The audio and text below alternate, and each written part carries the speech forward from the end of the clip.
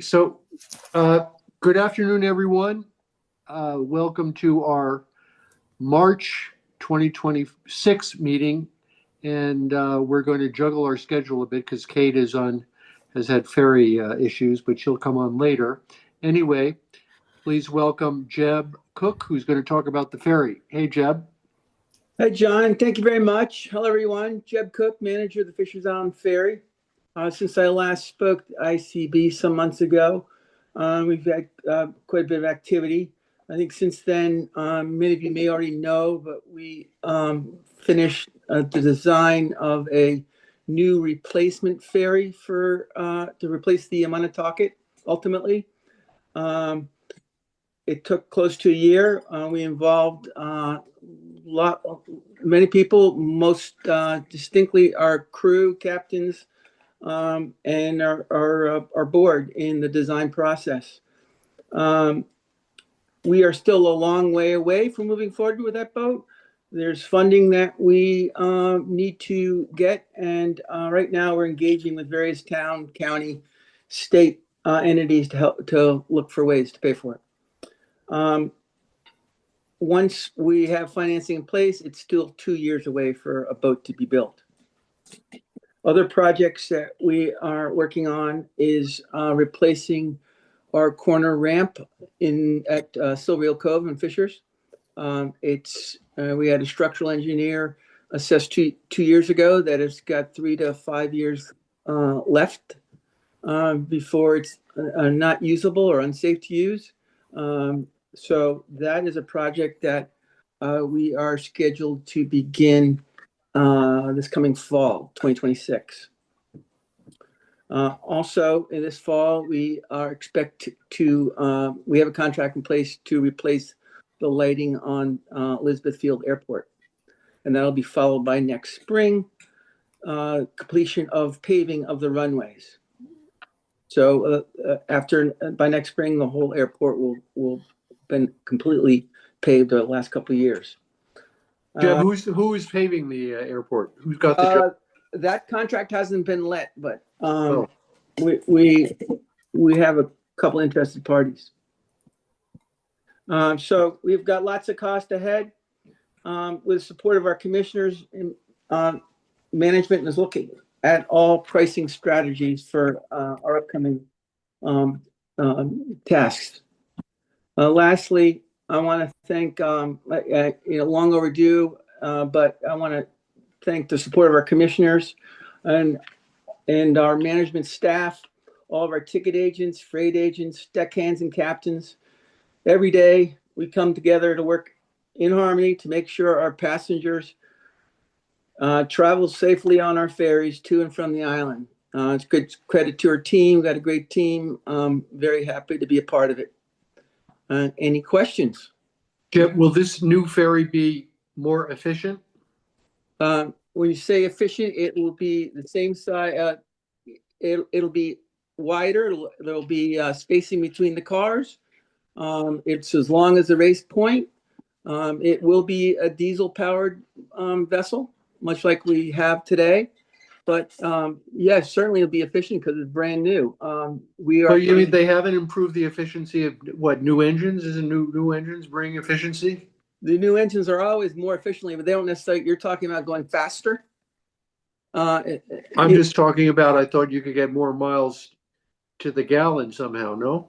Yeah, we do. I mean, we have new engines on all the boats now, so I'm pretty sure they're going to be. Oh, I see.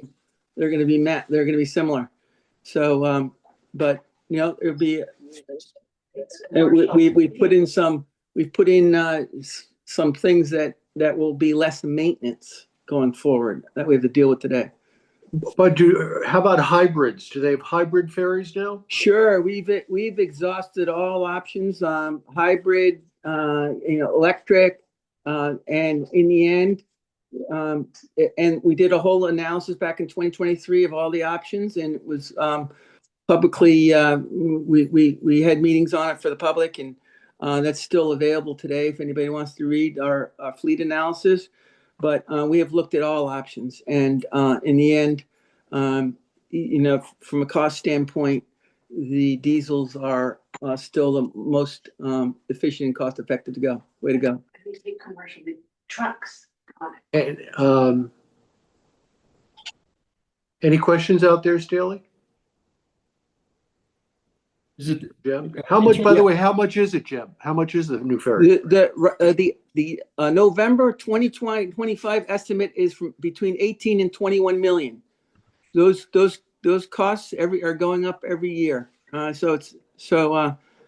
got a mission under my belt to move pretty quickly on this. so, John? It's Richard. Sure. Go ahead, Richard. I think cost efficiency is mainly a question of crew size. Is the crew the same size as the ferry that would be replaced? Yes, that's right. Same size. Right now, we are approved to operate with 3.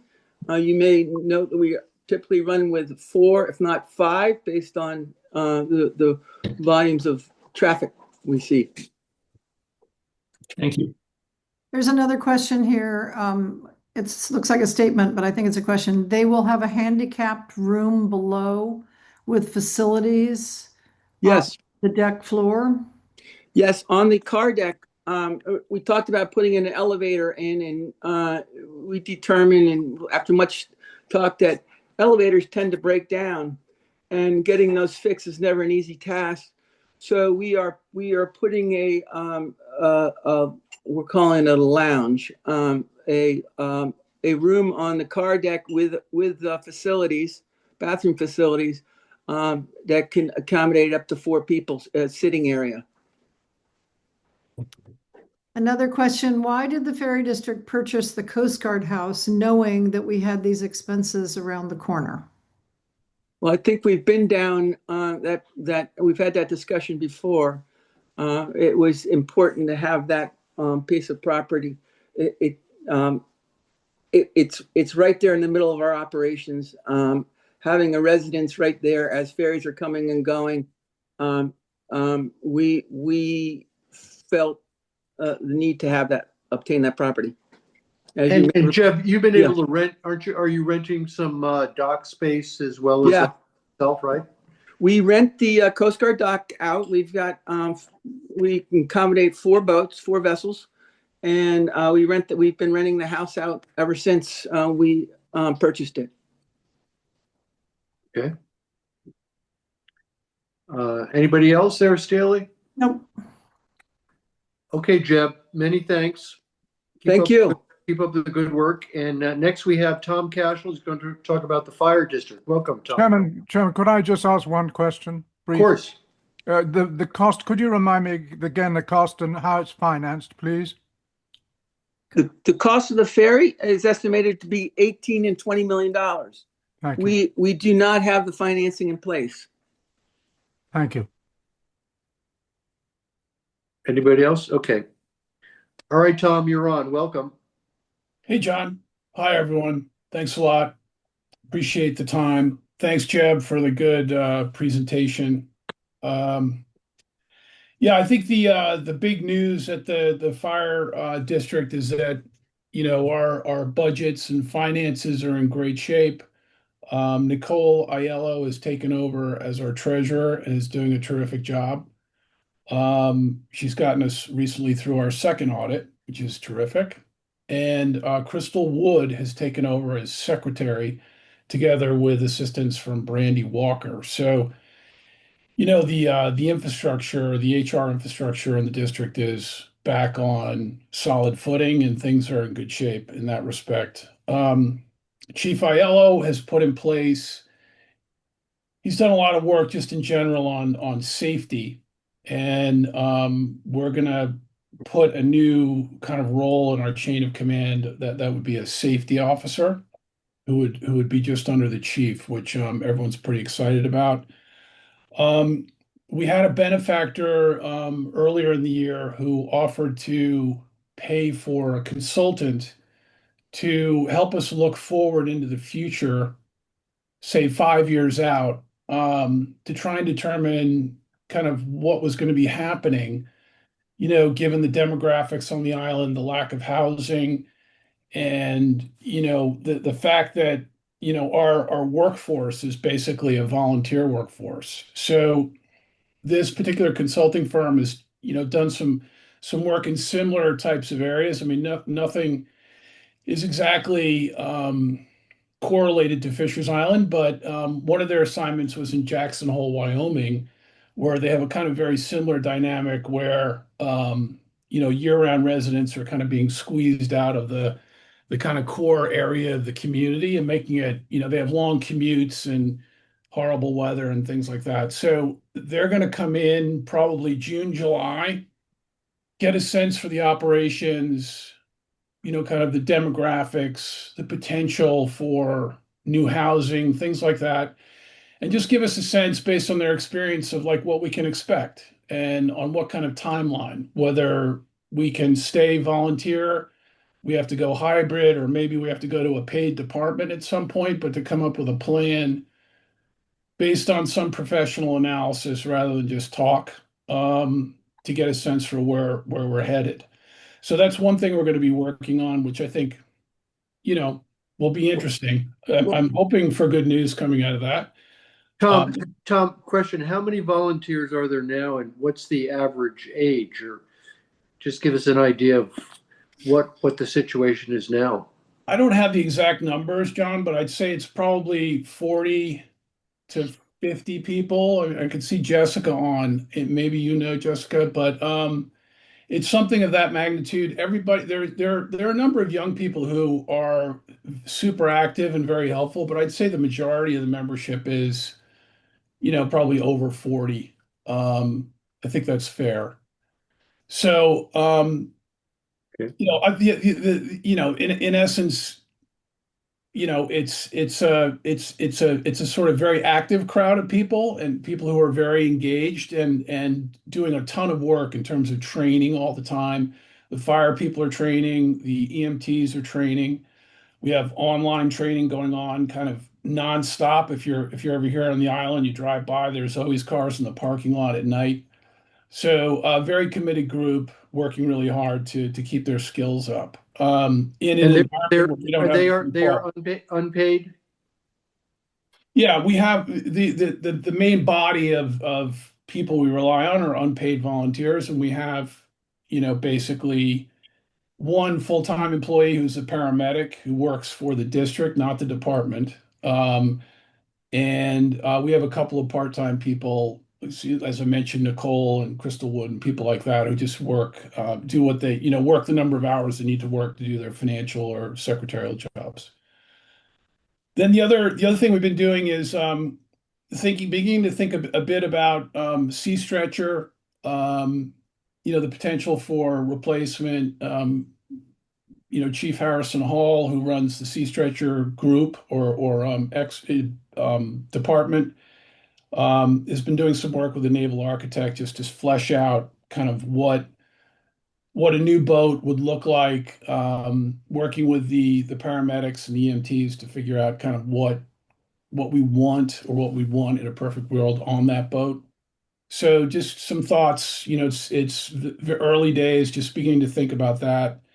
And then probably the biggest project we have going on right now is together with Walsh Park and Linda Morocco, I can see is on. Um, right now we have our paramedic. Everyone knows that he's in rental housing. It's been a real challenge to find a place to put Rod Rodriguez. I think everyone's probably met him. Right now, he's in the St. John's Church is super, very generously allowed us to rent the rectory. So we have that this month, and we can have extensions for another 2 months.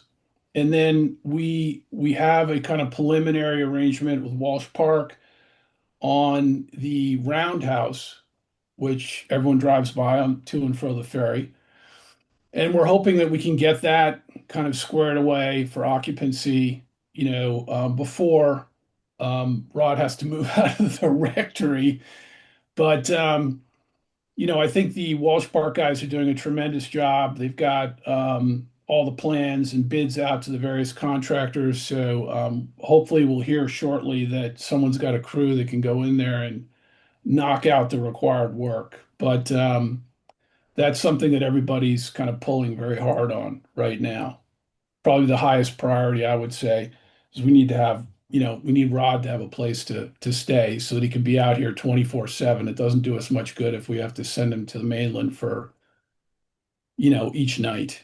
So I'd say to all of you that I think the biggest issue out here on Fishers is housing, period. It's Right. it's like without the housing, you know, just imagine if we have to have a full-time fire department, with a full crew 24/7, it's going to be super expensive. And I think we need much more attention on the whole housing issue. We can talk to the cows come home about ferries and the fire district and everything else, but if we don't have more housing, it's going to get really expensive out here. Well, Tom, as you know, we've had a lot of conversations about this, and I with many others, and this housing issue keeps on coming up. So I think it's probably time to have a real island-wide effort to help Walsh Park, to work with Walsh Park and Kate Stevens. And so let's work on getting a group together and focus on this, because it sounds to me like this is becoming more urgent than we've realized. Yeah, well, I think the 11 acres up by the guard shack, we're still waiting on the zoning project. So I have no idea what's going on with that, but that could really change the whole dynamic for everyone. So, I think that's a really important project. The fire department is looking at that, or the district's looking at that really closely. And, I'm sure other organizations are as well, because my understanding is that they may allow some of these island organizations to participate and build a building or something like that out there on those 11 acres. So, watching that very carefully as well. But this might be the perfect moment for Kate, if Kate's on, to touch on the ADU community housing opportunities through Southold or the state, or who's providing the funding for that, Kate? Yeah. Hi. Yeah, so there's the funding right now is based on the 0.5% that was added on from the CPF, and that's kind of is funding something called the Community Housing Fund at Southold Town. And they recently created what's the Community Development and Housing Department in the town and appointed a supervisor of that, Andrea Menjivar, who was hired last summer. And she and the government liaison, Gwen Schroeder, have been kind of building this program. And they started out with sort of what they consider to be the low-hanging fruit, which is the ADU program. So that's what they've really been working on. But they're also going to be developing public-private partnerships, and something like that could, be really useful for these lots that Tom just mentioned, and for other Walsh Park projects. I know that Linda Maroka has already begun conversations with them about it. And there could also, and down the line, there's also potential for some rental relief, which would be in the form of first and last month payment to get people into housing if they need that initial boost just to get into it. And there are other programs too. So I don't know if Andrea is on the call. If she is, she could speak in more detail.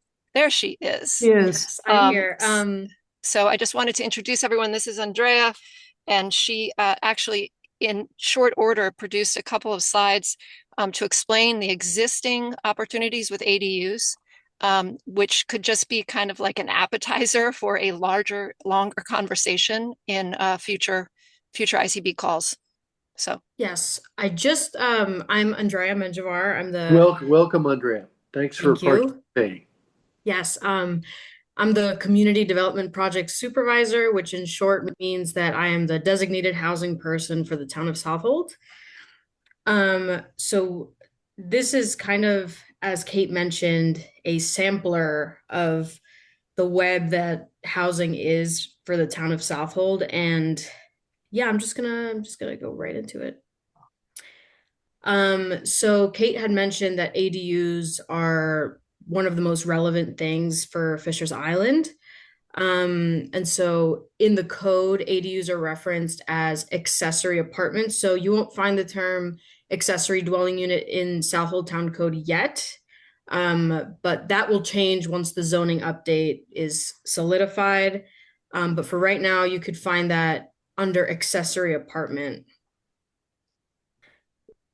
And so currently what is allowed in an attached ADU, which I kind of have the little pictures over here just showing what that is that the apartment has to be a minimum of 220 square feet and occupy no more than 25% of the habitable space in the residence. 3 off-street parking, and I'm just summarizing here, but the dwelling unit can be rented out to a family member or at market rate. Of course, you have to pass the inspections with the county health department and the building inspector, and it has to appear as a single family dwelling. For a detached ADU, the code restrictions are a little bit more intense. So just recently, there was a resolution with the town board to change the section of the code that makes it so you can only build in an existing accessory structure. That changed literally yesterday, so that's a great thing because that means you can now build new detached ADUs. And then the other aspect of detached ADUs is that the apartment has to be only on 1 floor and can be up to 750 square feet. Currently, it requires zoning board approval in order for these to come to fruition.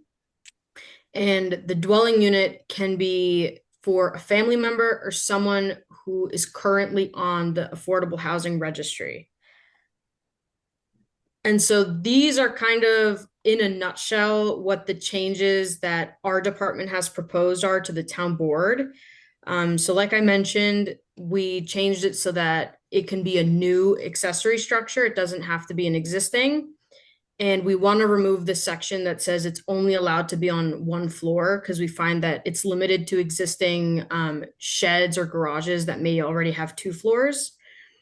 We're changing the section of the code that says it has to be someone currently on the housing registry to someone who qualifies. Because actually, as I was collecting data, I noticed a lot of Fisher's Island residents are not on it. So just a reminder to get on the housing registry. So we're also proposing that these don't require ZBA approval if it meets all the required setbacks. And in terms of ADUs within the structure, rather than limiting the size to 25%, we're saying it should be 40% and no more than 750 square feet. And then the only other change in the proposed attached ADUs is that if there's community housing fund awarded to an applicant, then that would have to be for a family member who qualifies under the Affordable Housing Registry or a different person for affordable.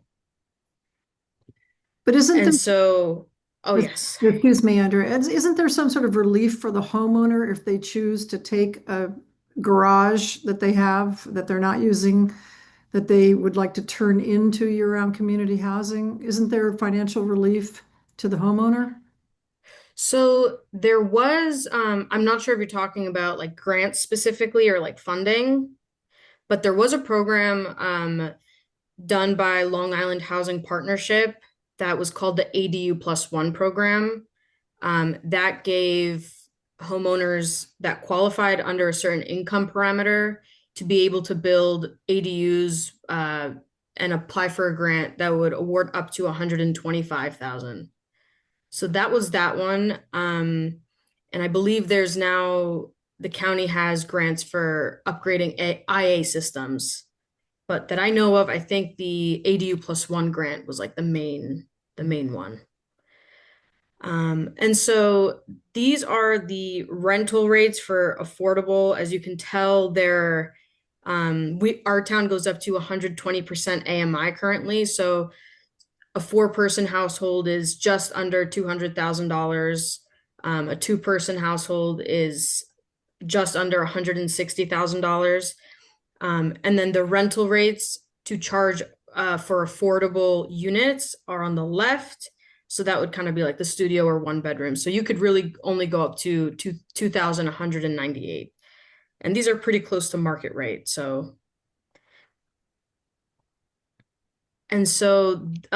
to give a brief overview of what we're planning on doing with the Community Housing Fund, which is the 0.5% transfer tax. We're looking to kind of recreate the ADU plus one grant, but with the Community Housing Fund. We're still working on the program. A lot of these code changes I mentioned are kind of in preparation for that. The other thing we're looking to do is loans for first-time home buyers. And then, as Kate mentioned, developer subsidies to support the creation of affordable housing. So the ADU program and the developer subsidies are the main things that we're hoping to achieve 2026. And so I heard Fisher's Island is potentially looking to create affordable housing. And so we're hoping by the summer/fall of this year, we can open a notice of funding availability. And this would mean that developers throughout the town of Southold, of all hamlets, can apply for funding for any given project that is for affordable housing only. And so this kind of just outlines the steps that you apply, the staff reviews. It goes through the Community Housing Advisory Board, which we actually have Beth Cashel from Fisher's Island on. It goes through the town board and final review, and then hopefully we have some housing. And that is pretty much the general gist of the updates that I have for this. So I just have my contact information in case there's any questions, because this really was like just a bite-sized piece. Andrea, can you email this slide deck to Kate so we can post it here on Fisher's Island? Yes. And Andrea, I have a question. On Fisher's Island, there might be several properties with big garages that could be converted, for instance. But let's say the property is a very valuable piece of property. Would those owners qualify for some kind of subsidies, or do they have any incentives to do this? So that is the ADU program that we're hoping to roll out in the summer of this year. So we're gonna probably do no interest loans, and they're going to be maybe 125,000, very similar to the ADU plus one loan. But that is really the only incentive there would be in order to fund these ADUs.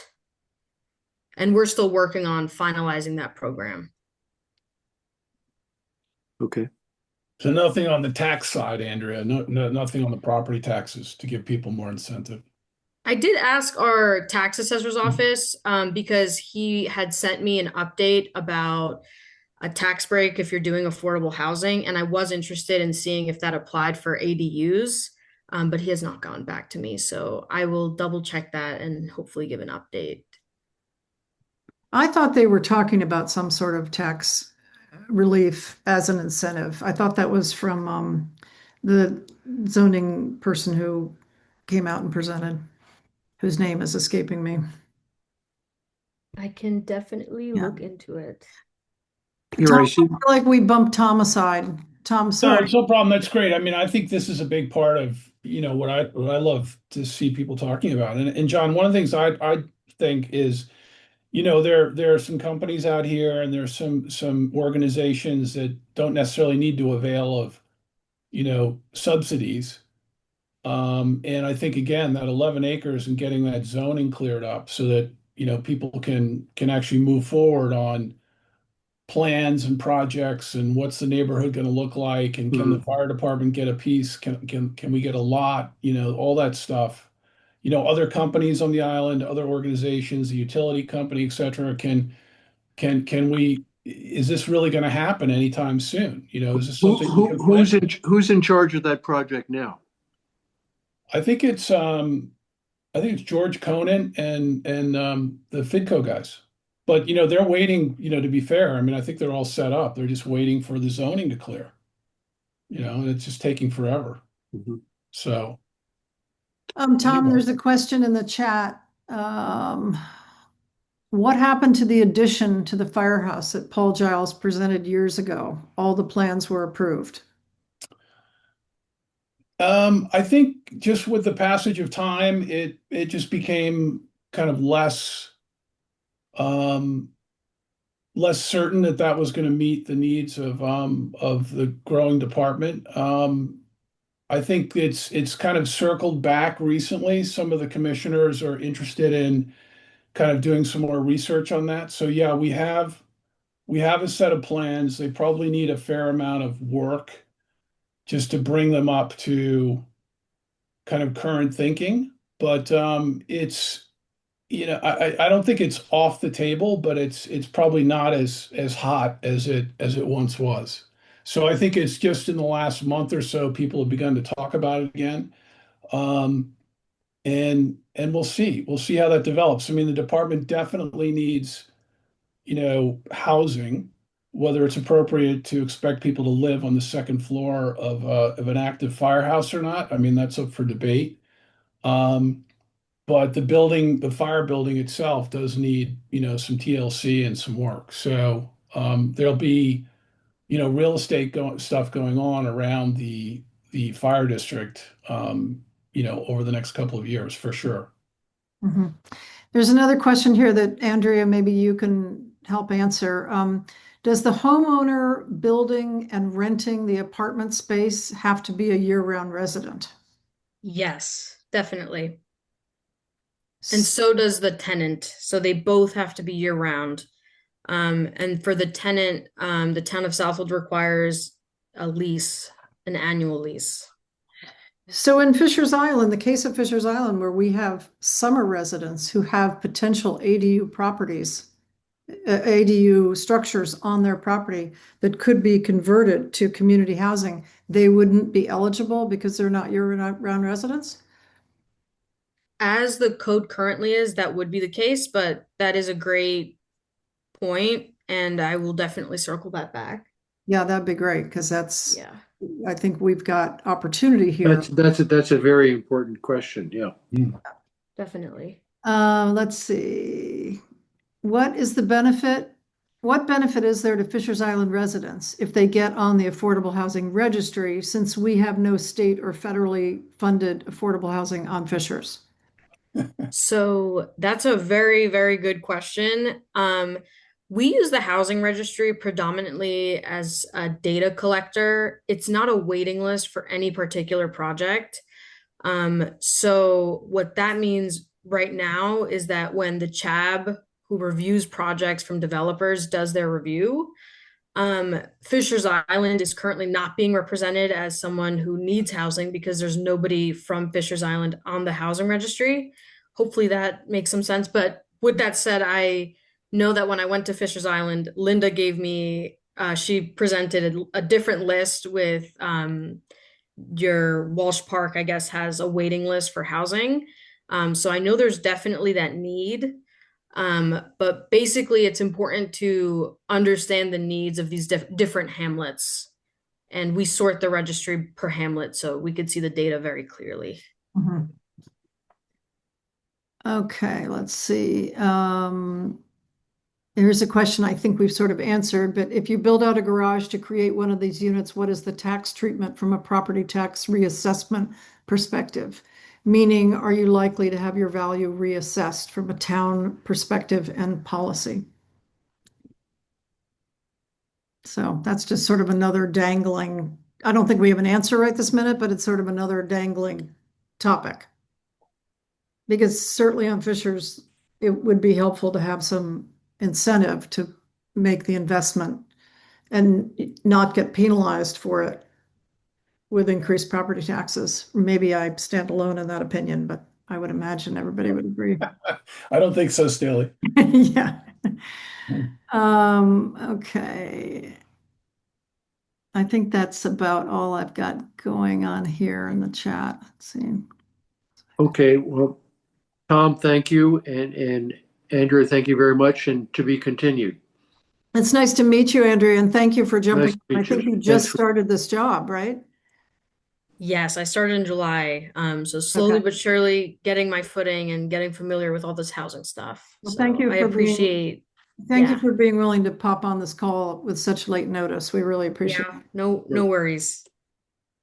Linda Maroka, do you have anything to add on what Andrew was saying, or anything to do with Welch Park or any? I hear you've been interacting with her. I see. Yes, I've been talking with her and Gwen, and she gave me some great information. It's stuff like she said they've been working on. There's still not all the rules are settled, so that's why it's everything's still just a question mark in everybody's mind, but it's definitely something that Okay, me and Walsh Park is very interested in getting to know more about. great. So we'll look forward to continuing the dialogue then. Great, thanks. Hey, Kate, do you have anything else to add before I have Jessica on? Maybe I'll just bump myself to if time at the end, you know? I can always Okay, add stuff, but I don't want to, I'd like to make sure there's enough time for Jessica, so go for it. okay, And Jessica. then, Oh, go ahead. wait one sec, John. Go ahead. This might be a good moment to have April give us a little update on the blizzard. Okay. Because I think the reason how it ties in right now is because if we didn't have a year-round community here, we would have been really stuck during the blizzard of 26. I mean, as it was, I didn't get plowed out of my house for 2 days. And the crew on this island did the most amazing job. So if we didn't have a community living here and plowing and doing all this stuff, we'd be waiting. Think about it. We'd have a water main break. We'd probably wait for a week to get it fixed. Or anyway, so that is my thought. So maybe April, do you want to do your thing? Sure. You okay So- with that, John? Hi, April. Hi. You can share your screen. Fishers. I would like to take a moment to recognize the incredible job done by the snowplow operators, equipment crews, and utility workers during our great snowmageddon this year. The storm brought more than 30 inches of heavy wet snow and winds over 80 miles per hour, dangerous conditions, massive snow drifts. While most of us were safely in our houses, hoping the power would stay on and that these workers were out in it, doing the messy job and the tough job of trying to keep up and clear up.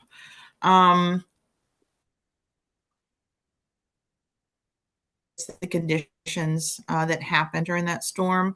Near the big club, the Fitco crew, which is Courtney Allen, Aaron Rice, and Chris Aiello, all became stuck in their plow trucks for about 5 hours in the dark, then into the light in the height of the storm.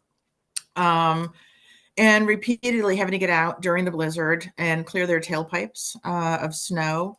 And thank you to Jimmy Ski, who was able to get heavy equipment all the way up the East End roads to the big club and finally dig them out of drifts that were reported to be 8 to 9 feet deep. Heavy equipment operators were also at work on the west end of the island, digging out stuck vehicles, allowing utility crews to get where they needed to be, restoring power to the residents who had lost power. And the event really shows the level of teamwork and commitment from everyone involved in keeping our remote island functioning. These men and women were working in difficult and dangerous conditions, helping each other out, making sure emergency and utility crews could do their jobs.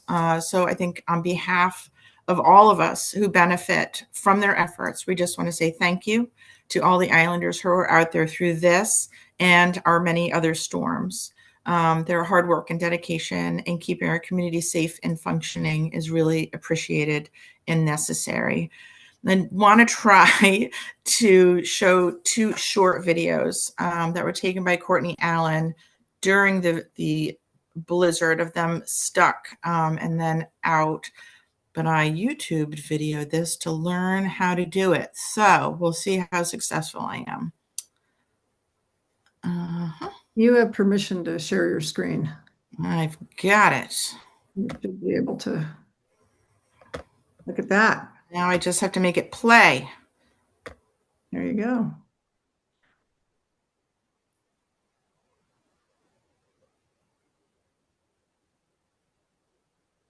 So that's them all struck up by the big club. Wow.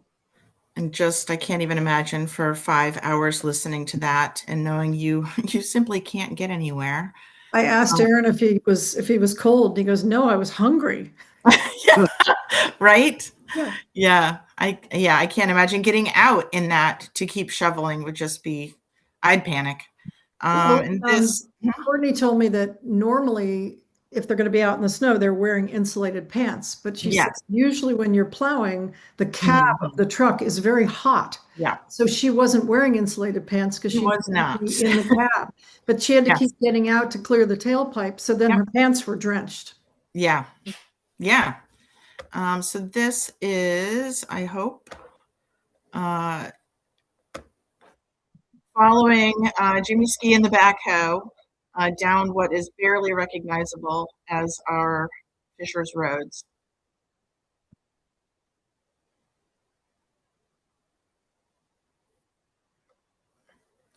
So that's it. Two short videos that, there's a lot of great videos out there.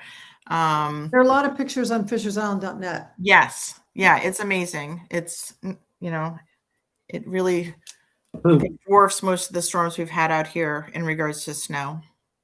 And really greatly appreciate everyone's efforts to keep us all safe. So thank you. Well done, April. I know the whole community appreciates all that hard work out there. So it's good to point out and get them recognized for their great work. Absolutely. Thank you. Okay, Jessica and James, welcome.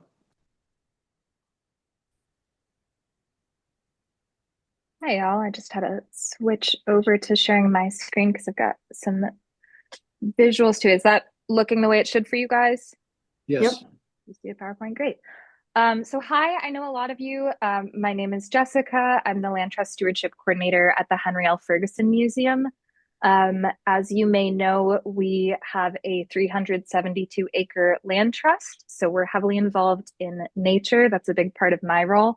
And today I just wanted to share a little bit about some of our many citizen science initiatives, which are just opportunities to get involved, learn a bit more about nature, help us collect data so that we can understand the flora and fauna here on Fisher's Island. So the Salamander Crossing Survey is a new one. This informally happens every year. We have decades of data telling us what species are crossing and where and when, but we want to make that data collection a little bit more rigorous.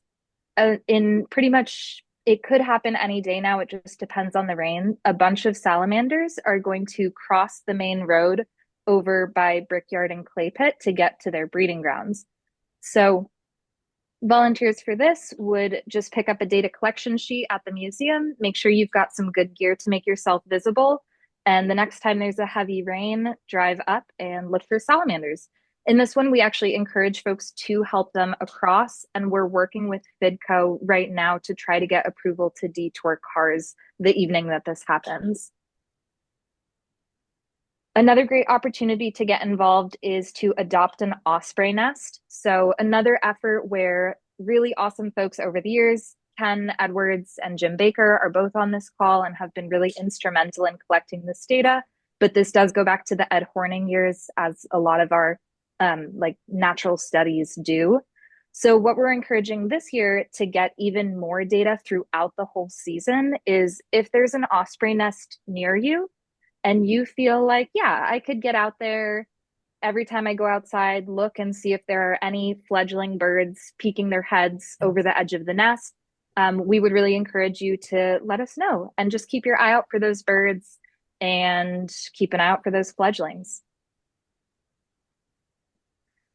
Bonus, if you're on island right now, we expect the ospreys to be returning within the next week. This usually happens around St. Patrick's Day. We do this every year. Normally folks get a book, but this year we're upping the ante. You'll get a museum gift shop gift certificate, which is a really nice gift shop, if I do say so myself. I could spend my entire paycheck there. You also get bragging rights, which is really fun. If you see an osprey, just take a photo of it.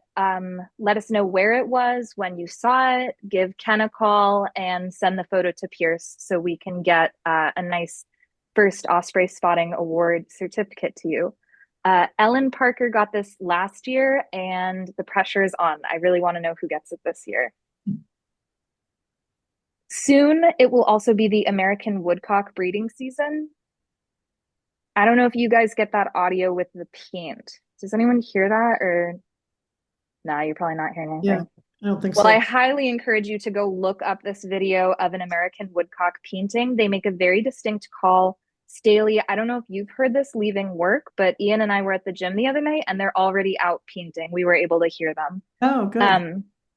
So this is a fun one too. We're going to officially start data collection not until April, but again, just anecdotally cool to note that they're already out and seeking a mate. The woodcocks do this. It's their own little song. They're trying to call the females into them. And then after the sun fully sets, they do a beautiful spiraling sky dance. This one's a pretty simple one too. Just let us know if you want to get involved, drive around after sunset, and mark down how many woodcocks you hear and where they are. And my last couple opportunities are really at your own leisure. Terry McNamara is really huge with coordinating this, and Ken and Jim are huge about reporting their bird sightings, along with a few other key people. But get out there and bird. And if you see something cool, let us know. One thing that is so awesome about working at the museum and being a part of this long-term environmental ethos is, like I said, we have records from Ed Horning and others going back decades and decades. So we can see, was this bird present at this time? How long has it been since this bird was seen? How many of these birds are there? All of this data really tells us a lot about the state of our ecosystem, the state of our birds. And so if you want to learn how to bird, come down and talk to me, talk to Terry, and just let us know what you're seeing. You can report via apps like eBird, we'll see, or you can just contact Terry directly with your list. Similarly to the eBird birding app, I highly recommend the iNaturalist app. It's another app where iNaturalist, you basically take a photo of a natural thing that you're seeing, a plant or an animal, and it will try to identify it with AI. But then the even cooler part, in my opinion, is that amateurs from around the world and scientific experts from around the world can review what you've seen and say, I think this is this species. So if you do this, all of your observations will automatically be geolocated. So your Fisher's Island ones just automatically get grouped. It's just a fun app to have on your phone. I use it all the time. I'm not a plant expert yet by any means, so it's great when I'm in the field just to know what's what. And if that's something you're doing for fun and you use that app, it'll just be uploaded and added to the project so we know what's here. That's all I had today. So just to sum up, lots of really great ways to get involved with the museum, learn more about nature, and contribute your time to understanding the world and contributing to a legacy of conservation. You can talk to me or pretty much anyone at the museum about any of these things. And yeah, I'm on island. You know where to find me, and you can email me at jmejame@fergusonmuseum.org. Thank you so much, and happy to take any questions if there are any. Jessica, I have a question. How long have you been working at the museum? I'm afraid I haven't really met you before, but how long you been on the island, or how did this all happen? Sounds like you're doing great work. Thank you. That's a great question. I've been with the museum for about a year and a half, but I started working at Hay Harbor Club when I was 18. So I've been on Fisher's Island for almost a decade, couple breaks there for undergrad and grad school. My husband, Ian, is the proprietor of the Pequot Inn. So you've probably seen me hanging out there. Yeah, I see. Okay. Well, good. Great to have you aboard. Any questions for Jessica? No, I do not see any, but one of our residents said that she's very grateful for this project, and she says many butterflies are on her beach over the last few weeks. Buffleheads. They're a duck. They're really neat looking. They've got a distinctive black and white pattern. And then somebody else reminds us all that there's a museum talk about woodcocks on March 22nd. That is true. Thank you, Marnie. 8 That o'clock. is hybrid. So if you're on island, come in person. If you're not, come on Zoom. That one is a University of Rhode Island professor who's going to teach us all about American woodcock. They're pretty elusive, and just check the museum website for that event detail. The time is a little off from our usual Sunday lectures to accommodate the spring ferry schedule.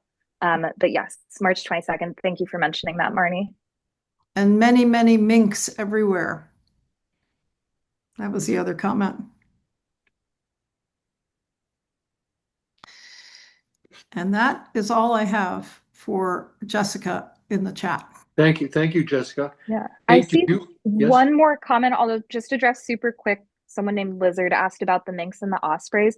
I can't speak directly to that, but I will say we're currently working to trim some of the brush around some of the osprey nest, because we do know that the minks can be a problem for all nesting birds. So one issue that happens is that if the trees and brush grow up, most of the poles have predator guards, but if tree branches and just shrubs, brush, whatever, reach above the predator guards, then the mink can make their way up to the osprey nest. So I can't like quantify that yes or no, but generally speaking, it could be a problem that we're working to address. But our numbers are pretty stable. Thanks for catching that, Jessica. Thank you. I missed that one. Kate? Anything, Kate?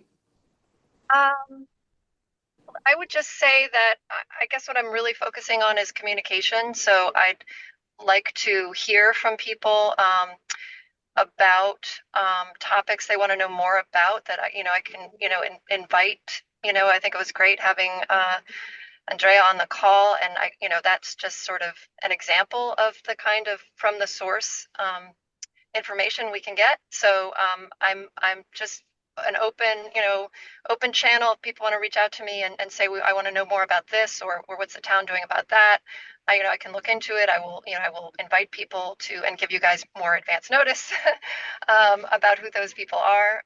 So it's clearly, I couldn't agree more with what Tom said about, housing is such a critical issue on the island.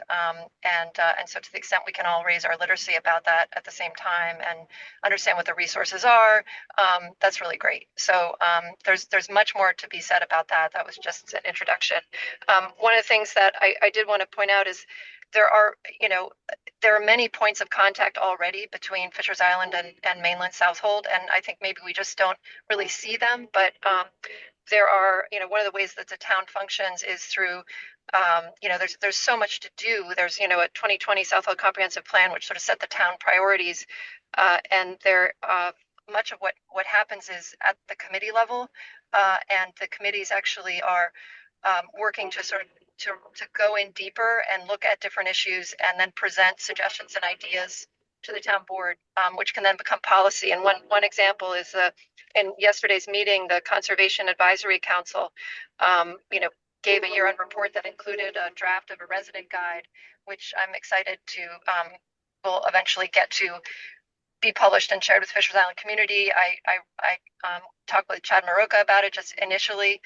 He's on one of these committees, the Water Quality Committee, and a really important contributor to that, and agreed it seems like really great relevant content that's going to help update people about the irrigation code, about protecting our aquifer, about water quality, but other topics that are relevant to our community. So there are, I guess my point is I'm hoping to be sharing the resources both directions, but I'm not the sole channel. There are many, many channels. There in addition, there's the Land Preservation Committee has someone from Fisher's Island on it, Tree Committee, the Harbor Committee, the Architectural Review Committee. So there are already these tendrils, and then there are plenty of opportunities to just pull people in to inform us. So that's what I'm hoping to help out with. So Thank you, Kate. I have two things in the chat. First of all, Jessica has said that she is suggesting we're all supposed to be using caution around the geese because they may be carriers of avian flu. Yes. I can confirm that. I was just on a beach looking at erosion damage on Town Beach on Long Island a few hours ago, and there was a dead Canada goose there, and is with the head of the DPW, and their instructions are to, anyway, we don't need to know, but basically there's a way that they double glove, they mask, they double bag, and they have tested, and it is circulating. So yeah, please, people should not touch any dead animals they're seeing. And Jessica, who can they report? Because I know you know about the connection to Mystic. I mean, I guess we could report it to the DEC. Well, I guess what we should do is get actually those protocols and maybe get those on FishNet and figure out who on Fisher's Island would be the one to actually get all geared up and handle the dead bird. That's important to bring up. I was walking a beach last weekend when it turned to spring with my dogs, and there were 9 dead Canadian geese and 1 dead cormorant. So it's, on one not long stretch of beach. Wow. I want to add that I've also heard that it's not necessarily all bird flu. It could also be starvation. Yeah, right, they from had a all the rough snow. winter. Right. Wow. Yeah. Okay. Still any? Yeah, the only other comment in the chat is from one of our residents who would like to have the IHP issue addressed, and I think that I don't think we have anybody on the call who is from IHP who could talk to this, but We'll invite the IHP in the next meeting so they can address any questions people have for what's been going on. I think, okay. Yeah. One other question: does it pass from bird to dog? Oh yeah, bird to dog. Yes, it can. It definitely can. It definitely can. Oh boy. Yeah. Okay. And people. Yeah. And to people. Oh, yes. Okay. Well, I think that's about it for the evening, and thank you all for participating, and have a very nice evening. And Quickly, can I add one thing? Is the fact that we're March 11th, and apparently Chris and Capri are supposed to be gone by April 1st. So how can the island deal with this IHP issue? Well, I was just talking with Diane Baker yesterday, and I think they've extended. I think Chris, his contract with the New England Medical Group, with whom he has the contract, I think that comes to an end. Maybe that is March 31st, but I think he's staying on the island through the end of April, or maybe into the beginning of May. And I think what they're going to have are doctors. There are 2 or 3 doctors who've come already while Chris was sick, and they stepped in. And so I think they're going to use those locum, I think they're called locum doctors, until they've found Chris's replacement. anyway, still, we'll get the IHP on. We as a year-round community, year-rounders, and I'm saying this to everybody that's still on, we need to address this, because this is not being transmitted to us as islanders, year-rounders. And I've been here, I'm going into my 73rd year on this island, and this is not right. And they want to stay, and they're willing to stay, and we all need them. And I'm putting that out there on the public. I see everybody signing off. So it needs to be addressed before, because they're telling them that we're done April 1st, and they're trying to rehab their house while they're living there. So it's not being handling properly. And I'm sorry, but this is a community issue. I've got a lot of year-round. We had there was a petition out there that went to the IHP board that was signed in one day by 85 to 90 Fishers Island residents. And it got turned down, and we need to find out why, because we need Well, care. Sarah, I'm sure the IHP has their own perspective on all this, and they will share it with us. We'll get them to speak the next meeting. Yeah. And we'll get all the information. Okay. He'll be gone by then. I'm sure they're in conversation right now with, it's not something the ICB, we're not involved in this really. This is something that, this is an IHP issue, and IHP can share with us their decisions and why they did. Island Community Board, I'm an Island Community member, and this is something that's really hurting the Island community. So I just had to put it out there. Okay, I know, I respect your opinion, and I'm glad you did, but I'm just saying that All we'll right. get the IHP to respond. Okay. Okay? Thank you. I appreciate it. I'm sorry. No, no problem, no problem. Okay, everyone have a very nice evening, and we'll see you next month. Thank you very much, John. Thank you, bye-bye. John. Okay, bye-bye. Yeah. Bye. Bye.